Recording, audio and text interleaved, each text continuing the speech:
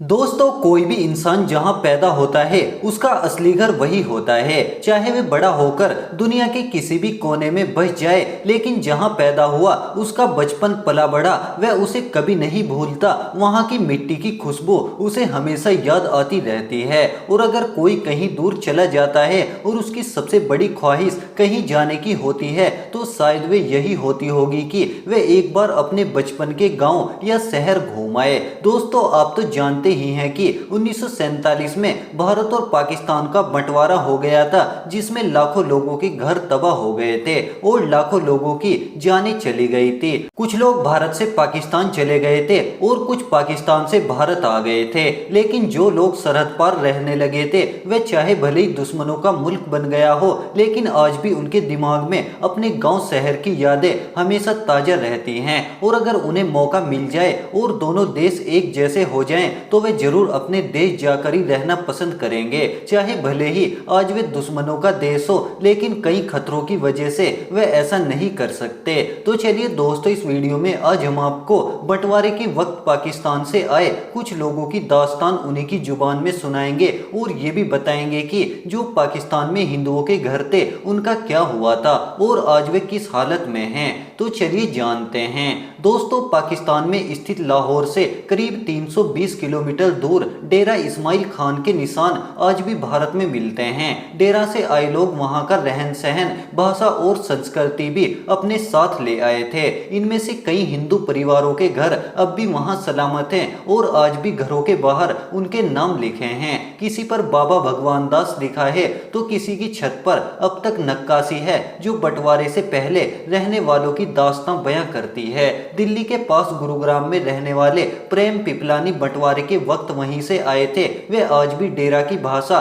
सराइकी में बात करते हैं। प्रेम पिपलानी ने बीबीसी से बातचीत में बंटवारे के वक्त को याद करते हुए बताया, बंटवारे के समय माहौल बहुत खराब था। एक बार मेरे ऊपर तलवार से हमला भी हुआ। बंटवारे के वक्त बहुत लोग भारत आए और जिसको जहां जगह मिली वह वहीं बस गया। मैं 50 साल जलंधर रहा और फिर गुरुग्राम आ गया। प्रेम पिपलानी एक व्यवसायी हैं और दुनिया घूम चुके हैं, लेकिन 1999 में वे यादें टटोलते हुए करीब 57 साल बाद फिर पाकिस्तान गए। वहां उन्होंने डेरा इस्माइल खान जाकर अपने घर को ढूंढने की कोशिश की। प्रेम पिपलानी ने बताया, जैसे ही मैंने कदम रखा वही मिट्टी की खुशबू आई, वही एहसास याद आए। मैं 85 साल का हूँ, लेकिन वहां जाकर एक अजीब सी चुस्ती आ गई। मुझे लगा मैं 50-40 साल का हूँ। इतने सालों में कुछ नहीं बदला। इस इलाके में अब तक पुराने घर हैं, गौशाला हैं और एक मंदिर भी है। प्रेम बताते हैं, हिंदू और सिखों के घरों पर उनके नेम प्लेट आज भी लगे हैं। सबसे अच्छा तब लगा जब अपना घर देखा। ये घर 18वीं सदी का है। डेरा का यह मकान मेरे दादाजी ने बनवाया था। वहाँ की छत अभी भी वैसी ही है। अब वे सरकारी स्कूल बन गया। बंटवारे के वक्त जहाँ बहुत से लोग बिछड़े तो वहीं करीब 70 साल बाद नए रिश्ते भी बन रहे हैं। जहाँ प्रेम पिपलानी अपना खानदानी घर देखकर हैरान हुए, वहाँ उन्होंने सराइकी भाषा में बात करके लोगों को हैरान कर दिया। डेरा इस्माइल के बुलंद इकबाल ने बीबीसी से बातचीत में कहा, जब लोगों को पता चलता है कि कोई भारत से आकर यहाँ की भाषा सराइकी बोल रहा है तो वे हैरान होते हैं। उनको अचरज इस बात का होता है कि भारत के कई लोग उनके जैसे ही हैं। प्रेम पिपलानी डेरा की भाषा बोलते हैं और वहाँ के रहन सहन के बारे में भी जानते हैं। प्रेम की तरह और भी कुछ लोग पाकिस्तान से आए और भारत को अपना घर बनाया। इनमें से बहुत से परिवार गुड़गांव में ही रहते हैं। इनमें भी कुछ लोग सराइकी बोलते हैं। जब वे मिलते हैं तो बंटवारे की बात हो जाती है। डेरा से आए राजकुमार बवेजा ने बताया,